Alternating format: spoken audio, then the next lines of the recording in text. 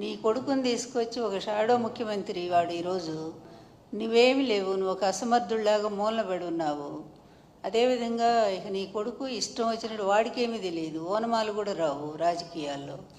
అందువల్ల తనకు తెలిసింది ఏంటంటే, నేను భయపెట్టేస్తే అది కూడా భయం ఈయన పెట్టడం కాదు, ఆ పోలీసుల అధికారం అండగా చూసుకొని పోలీసుల చేతిలో పెట్టుకొని ఇష్టం వచ్చినట్టుగా ప్రతిపక్ష నేతలు ఎవరు మాట్లాడి మీ పరిపాలన బాగాలేదంటే తీసుకుపోవటం.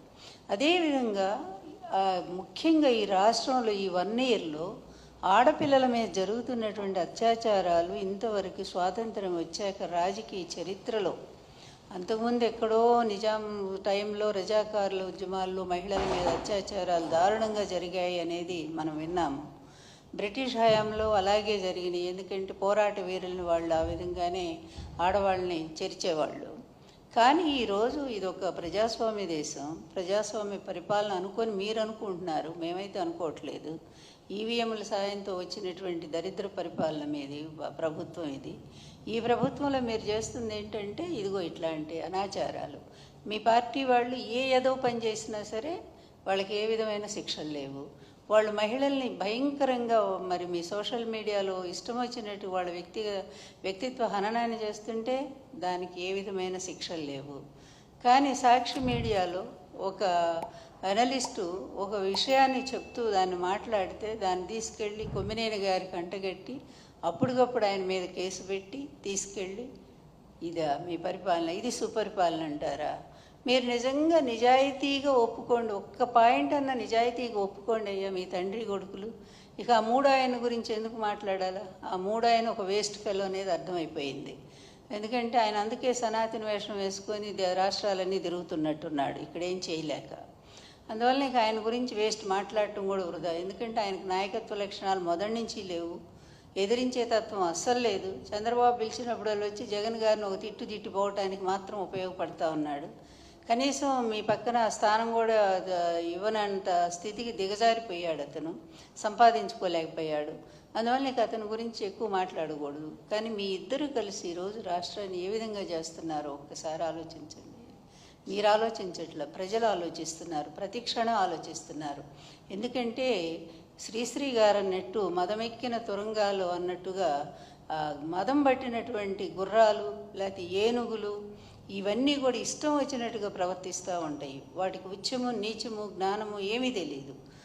అవి ఎక్కడ పడితే అక్కడ ఎట్లా పడితే అట్లా పరిగెడతాయి, అన్నిటిని నాశనం చేస్తాయి. ఈరోజు రాష్ట్రాన్ని నిజంగా గుడ్ గవర్నెన్స్ అంటే జగన్ గారి టైంలో ఒక పద్ధతిగా జరిగింది. కానీ మీరు ఏ ఒక్క పాయింట్ అయినా కంపారిజన్ చేయడానికి మీరెవరు రారు. ఎందుకంటే మీ పచ్చ మీడియా బాకాల్లో ఊదుతూనే ఉంటాయి మిమ్మల్ని. నిన్ను లోకేష్ని ఇద్దరిని కూడా అక్కడ కూర్చోబెట్టి ప్రైమ్ మినిస్టర్ని కలిస్తే దానికి మొత్తం పేజీలన్నీ కూడా ఈనాడు ఏబిఎన్ పెట్టేస్తారు. ఏంటి ప్రైమ్ మినిస్టర్ మీ మిత్రపక్షం కదా, మీ కూటమి కదా, ఒకళ్ళ మీద ఒకళ్ళు ఈరోజు డిపెండ్ అయ్యలేరా? అది కూడా కలిస్తే దానికి ఒక పెద్ద అది వీరత్వమా శౌరత్వమా? ఆయన వల్ల ఇదిగో ఇన్ని వేల కోట్లు ఈ రాష్ట్రానికి మరి వస్తూ ఉన్నాయి, పరిశ్రమలు వచ్చినాయి, ప్రైమ్ మినిస్టర్ గారు యాక్సెప్ట్ చేశారు. లేదా మీ రాజధాని, మీరు అనుకునే రాజధానికి ప్రైమ్ మినిస్టర్ గారు ఇన్ని వేల కోట్లు ఇప్పిస్తున్నారు అని ఈ విధంగా అయినటువంటి వార్త అయితే నిజంగానే బాగా సాధించారని చెప్పుకోవటానికి. ఇంత సిగ్గుమాలిన మీడియా, ఇంత సిగ్గుమాలిన తండ్రి కొడుకులు, ఇంత పనికిమాలిన పరిపాలన, దీన్నంతా చూపిస్తూ ఒక 60-70 కోట్లు ఖర్చు పెట్టి దానికి ఒక గుడ్ గవర్నెన్స్ పాలన రాష్ట్రం వైపు చూస్తుందంట. అంత పెద్ద గిన్నెస్ బుక్లో ఎక్కి ఆయనకు ప్రైమ్ మినిస్టర్ గారి కంటే లోకేష్ బహుమతి ఇస్తున్నాడు. అన్నీ లోకేష్ బహుమతి ఇస్తున్నాడు. ఎన్ని 600 కోట్లు ఖర్చు పెట్టారు. ఏమైంది? ఎంత రసాభాస. చిన్న పిల్లల్ని తీసుకొచ్చి వాళ్ళని పాపం గిరిజన పిల్లల్ని, వాళ్ళకి తిండి లేదు, నీళ్లు లేవు, వాళ్ళు పడుకోవటానికి ఒక సౌకర్యం లేదు. ఇదా గుడ్ గవర్నెన్స్? ఎక్కడైనా జగన్ గారి హయాంలో ఇలా జరిగినాయా? ఎప్పుడైనా స్టూడెంట్స్ని ఇబ్బంది పెట్టారా? మీ హయాంలో పాడుపడ్డ స్కూల్స్ అన్నింటినీ కూడా నాడు నేడు క్రింద ఆయన బాగు చేసి చక్కగా వాళ్ళందరికీ కూడా విద్యను కల్పించారు. వాళ్ళకి కావాల్సినటువంటి అమ్మఒడి పథకం ద్వారా 15,000 ఇచ్చి ఆ పిల్లల్ని బడికి రప్పించి గవర్నమెంట్ స్కూల్స్ అంటే కలెక్టర్ పిల్లల్ని కూడా చేర్చే విధంగా దాన్ని డెవలప్ చేశారు.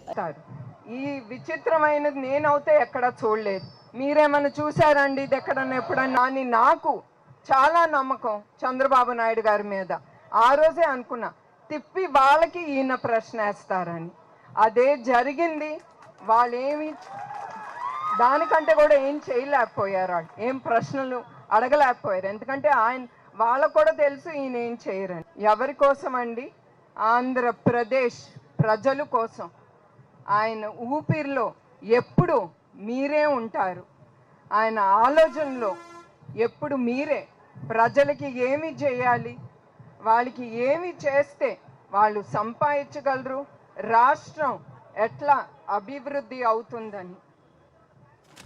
అట్లానే ఆయన ఎప్పుడు ఏ కంపెనీ తీసుకొద్దాం, ఏ కంపెనీ తీసుకొస్తే యంగ్స్టర్స్కి, విద్యార్థులకి ఉద్యోగాలు కల్పించాలని.